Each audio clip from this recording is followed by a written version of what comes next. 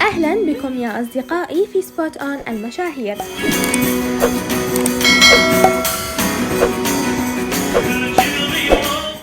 الصحافة التركية صادت مارت رمضان ديمير يوم أمس أثناء خروجه من موقع تصوير مسلسل لن يحدث لنا شيء مع ميراي دانير، وعملوا طبعا معه مقابلة سريعة، وقال له الصحفي: مرحبا سيد مارت، لنتكلم قليلا، كيف حالك؟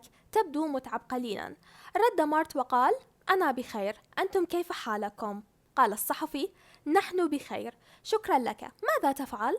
قال مارت: أنا بخير، لقد خرجت للتو من موقع التصوير وأذهب الآن إلى منزلي. قال له الصحفي: كيف يسير موقع التصوير؟ رد مارت وقال: إنه جميل، كل شيء على ما يرام.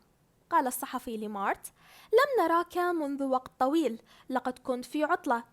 قال مارت: نعم بالضبط. قال الصحفي: لقد رأيناك في العطلة مع سيدة، وقد قلت إنها ليست حبيبتك. رد مارت وقال: هيا أقبلكم، تصبحون على خير. وغادر مارت المكان دون الرد على أسئلة هل هي حبيبته أم غير حبيبته. فقط هذه كانت مقابلة مارت. شكرا للمشاهدة، والى اللقاء بالفيديو القادم.